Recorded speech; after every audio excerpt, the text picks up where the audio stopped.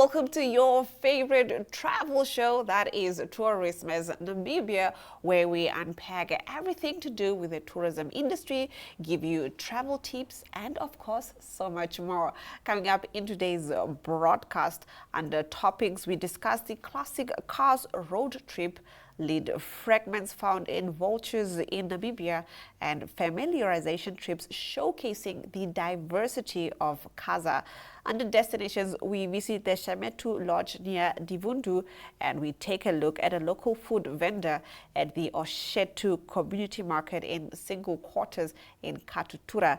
And under To The Point, we learn more about the Environmental Investment Fund and their projects, and we hear about critical maintenance process NamWater put in place at the Neckartal Dam. To stick around for this.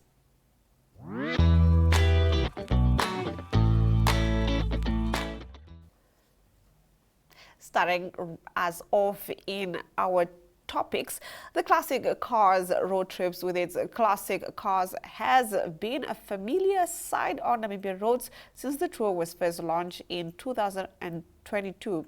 When they visit a nursing home on their annual route and spend time with senior citizens, they also make a welcome and much needed financial donation. This year's tour kicked off last Friday in Omaruru, where the first donation of $10,000 million was made to the town's nursing home. From there, the route went through Okahanja, Windhoek, Gobabis, Grootfontein to Oshwarongo, where the journey ended. In each of these towns, $10,000 million was handed over to a nursing home, and time was spent with the elderly residents. In Oshinene, there was no nursing home. Medical equipment worth of 10,000 rather was handed over to the clinic. The group of 8 vehicles consists only of invited guests. Wow, what a truly remarkable journey they have, and also quite a remarkable gift of going to a nursing home and donating money and spending time with the elders. Now, moving on to our next topic. If vultures are found with a lead in their systems and hunting is identified as a likely source, it casts doubt on Namibia's hunting sector's broader claim of being responsible conservationist. This is according to the Namibia Professional Hunting Association, which said that studies confirming the presence of lead fragments in vultures in Namibia have raised concerns within conservation circles.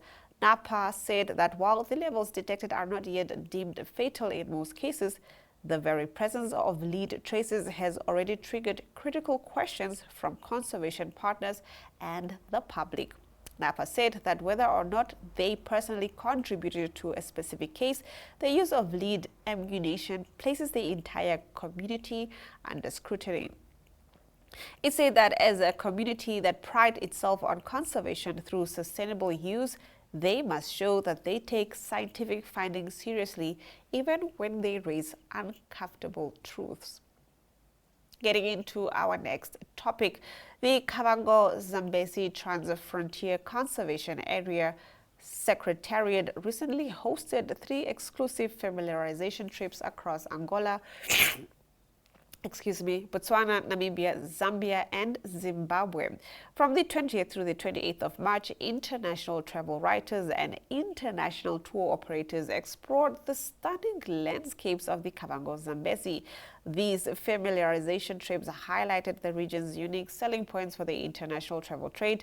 Participating writers and content creators gained first-hand experience of the landscape's attractions, ambience, and experiences, enabling them to craft authentic narratives about the destination. Participants visited iconic sites and hidden gems across the region, including Victoria Falls, Lengua Luinia National Park, Bamwata National Park, Nkasa Rupara National Park, Hwange National Park, Chobe National Park, the Okavango Delta, Kafau National Park, Sioma Ngwezi National Park, Tsodilo Hills, and the Mahadihadi Ponds. The Great Kavango-Zambezi birding route formed the centerpiece of the itinerary, positioning the region as one of Africa's premier bird-watching destinations with over 650 recorded species. That concludes our topics. We will now swing over to destinations, where we take a look at the destinations that you must visit.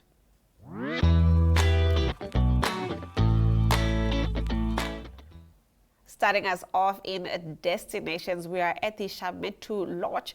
Monica Kare, a receptionist at Shametu Lodge, located at just 8 kilometers outside Divundu, shares the insights into the variety of services the lodge offers, from breathtaking river views and cozy accommodation to guided tours and warm hospitality. Kare highlights what makes the lodge a top choice for travelers exploring the Kavango East region and the beauty of the Okavango River. Let's have a look. So, good afternoon, everybody. So, my name is Monica, or they usually call me Basco Monica Kare, as a staff in Shametu River Lodge as a receptionist. So, in Shametu, we offer a lot of activities like game drive, sundowner boat cruise. We offer sunset platter. And in Shametu, we have the restaurant that offers good dish, tasty, yummy, so all those stuffs. And Shametu, it's situated in Divundu. It's 219 kilometers from Rundu to Divundu. So if it's from Divundu to the lodge, it's 8 kilometers. Then it's 4 kilometers down from the main road down to the lodge. And we offer the spa as well. We have got good therapists. We got chefs, good chefs, qualified chefs. We have got qualified waitresses. If you are in Shametu, you will feel that you are in a paradise. So you will feel like you are not in Namibia, actually. So we offer good qualities. And if you want to come and see Shametu, you are more than welcome to come and see Shametu. At any time, you may just pop in. And we have got 24 rooms as well. And the prices and everything, according to the bookings, you can just go on the website. You will see the booking.com with regarding Shametu. You get everything there. The prices, what type of rooms do you want to have? We have got tended chalets and we have got garden view. We have got bush chalets as well. And in Shametu, if you come in Shametu, if you want to have some piece of cake, we have the cake of the day, we have the chocolate cake as well as the carrot cake, and we have got the Slow Town coffee as well. And we have got the curio if you want to buy some presents for your families, for your children. We all got that.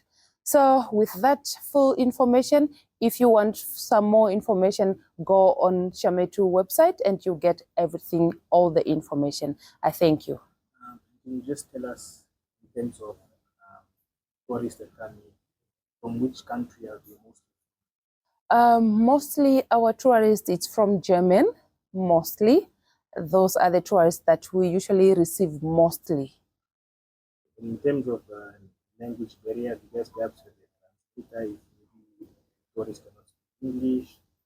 Yeah, in terms of that, we try our level best as a receptionist to speak with the clients. So the client that does not know the language, you have to speak with the clients to understand so that you can also be on the same page with the clients. So far, we don't have any translator in the lodge, but we try our level best. If they speak Germany, they greet you in Germany, we can also respond in Germany. If they greet you in French, we also speak French. We say bonjour, comment ça va, so all those things. So we're trying to learn here and there some other words. Okay, just one more question before I let you go. Which part of the year do visitors mostly come? Mostly when it's winter. Winter, that's the time that we usually receive a lot of clients. Because rain season and summer, mostly clients, they don't like those times. But when it's winter, that's our high season. In our next destination, we are right here in the heart of Windhoek. We are in Katutura. Velemina Venombowe is a local food vendor specializing in a variety of Oshivambo traditional delicacies. She operates from the Oshetu Community Market in single quarters in Katutura. In this video, she explains how some foods are cooked and the specifics around dishing these meals. Let's have a look. My name is Belemina Benombe. I'm here in Divundu. So I'm here in the market. We are selling a traditional food, bamboo food. So we have a thing here for traditional. And this is a small fish. We call it a nangu in our language, Shwambo. There are different fish here, you see. This is a long one. This is a small one. So we have a sea salt. We are selling also sea salt. And we have a spinach.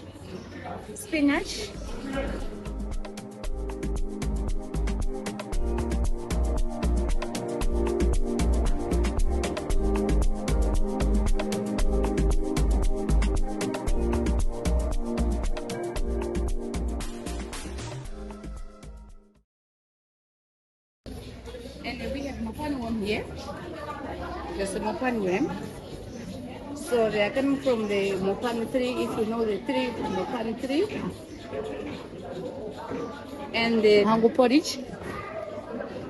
And we have here is if you know the seed for watermelon.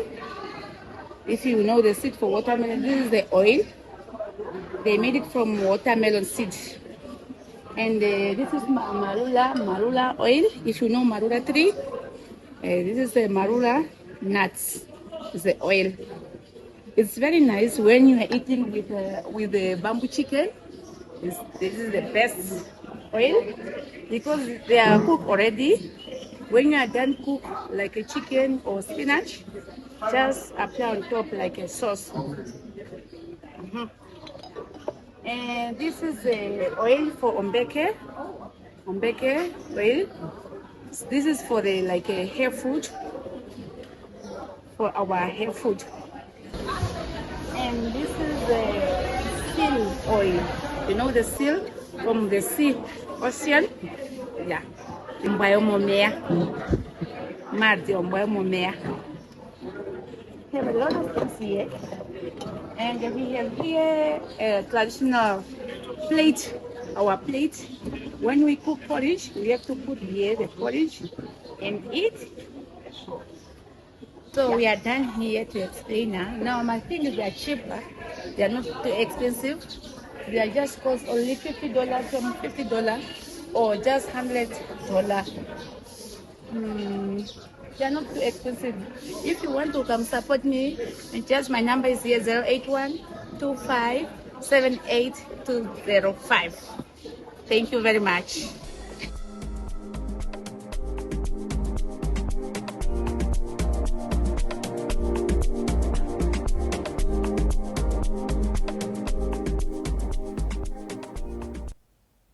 Now, do let us know in the comments if you will be visiting any of the destinations that we have told you before in our previous shows or the ones that we just shared with you right now. As for me, I will definitely be making my way to Katutura to have some of the delicious food that was displayed.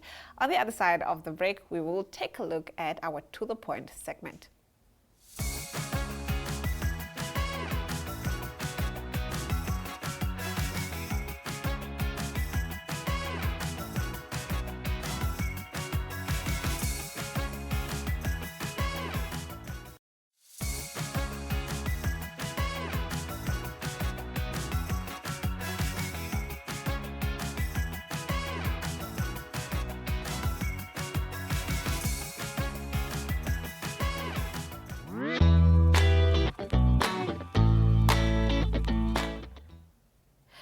Getting into our To The Point segment, the spokesperson of the Environmental Investment Fund, EIF, Romeo Muyunda, explains the purpose of the fund and projects they are focusing on. Have a look.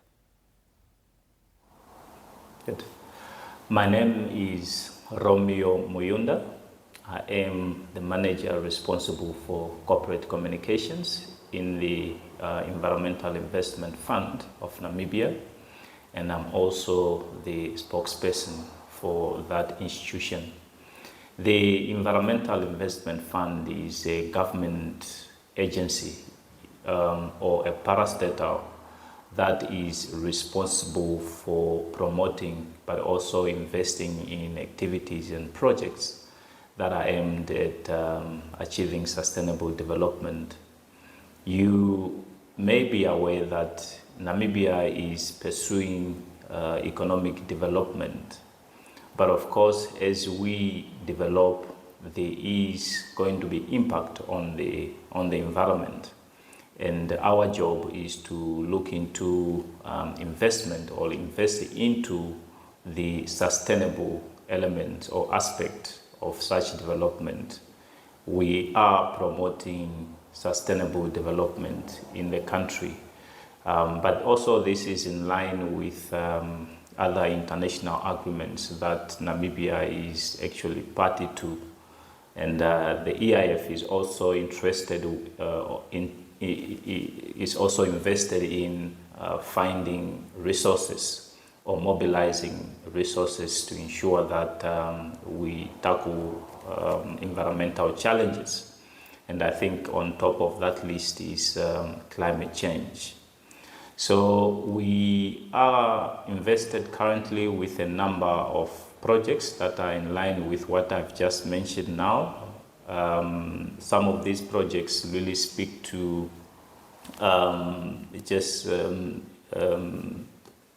capacitating small and medium enterprises that are into the business of environmental sustainability. We do that through concessional loans that we give to small and medium enterprises. These loans, of course, are into sustainable development. Specifically, we're speaking into areas of sustainable or smart agriculture. We are speaking about climate change. We are speaking about water security, among other things. So these loans are running. The EIF is implementing through other third-party consultants. Apart from that, we are also implementing small grants facilities where we are looking into giving grants to also micro to small and medium enterprises in terms of sustainable development of those projects that are actually aimed at protecting the environment. So with that, we offer at least a maximum of 150,000 Namibian dollars to small to medium enterprises, just to assist them to work on those projects that are actually geared towards promoting environmental sustainability, but also economic development in a sustainable manner. So we are also having a footprint in implementing some of the mandates of the Ministry of Environment, Forestry and Tourism through the Environmental Management Act, where we are responsible for, of course, like I've said, facilitating and looking for financing to finance the implementation of some elements of that act, especially the climate change. Apart from that, we have a footprint as well in the water sector. There are projects that we are implementing together with the Ministry of Agriculture, Water, Land Reform and Fisheries. We have also a footprint in green energy, where we are working with the Ministry of Mines and Energy, so that we look into elements of producing green energy.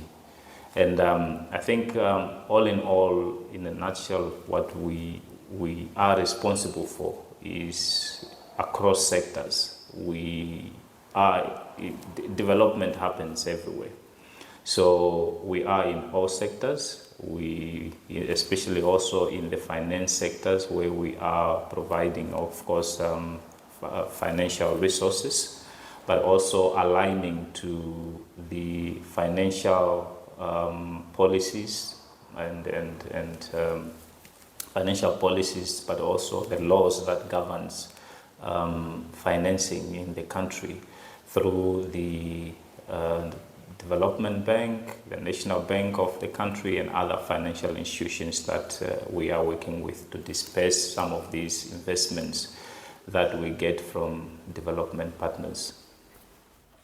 Getting into our next to the point topic, we are looking at Neckartal. Watch this video by NMH reporter Otis Daniels taken at the Neckartal Dam, which has been spilling over since the start of this week, where he speaks to NamWater, head of the business unit in the south, who tells us more about the critical maintenance process NamWater has conducted at the dam. Let's have a look. Today at Neckartal Dam, what we're carrying out is what we call critical maintenance items. The fact that the dam is very full and overflowing is offering us also an opportunity to be able to let out some of the water. And so for today, what we have done is we have opened both dislodge valves at the bottom of the dam with the intention to get rid of most of the sludge that you find in the dam. So far, as Namibians, we have been really very lucky that since the inception of the dam, since it was taken into use, it was filled up to over 100%, and since then it has probably never gone below 80%, with the result that there's a lot of siltation happening at the bottom of the dam. And when we opened it, you could also smell some foul smell coming out, and that is an indication of some of the stale water that sits at the bottom of the dam. So basically what we are doing is discharging it into the Fish River, and thereby ensuring that the body of water that sits in the dam is clean. The idea of the Neckartal Dam, as far as I understand, was about 100 years ago that someone thought of it, and I think it was the construction happened and completed in around 2021.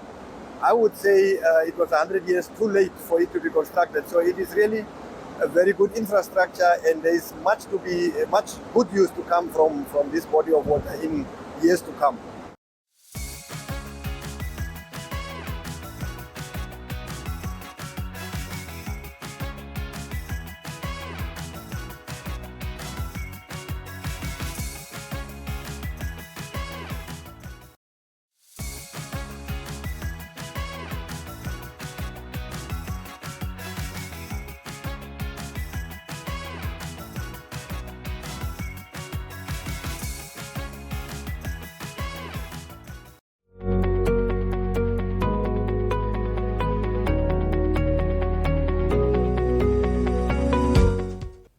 That's all the time that we have for you on Tourismus Namibia this week. But do let us know in the comment section on our social media pages what you think of some of the stories that we have shared with you, the destinations that we obviously give you every week, and also some interesting topics that we dive into in our broadcast. Do let us know in the comment section what you think of this, if you like it, if there are some destinations that you will definitely visit, and just share with us your thoughts and opinions of the industry, any concerns, anything that you would like to applaud, and so forth.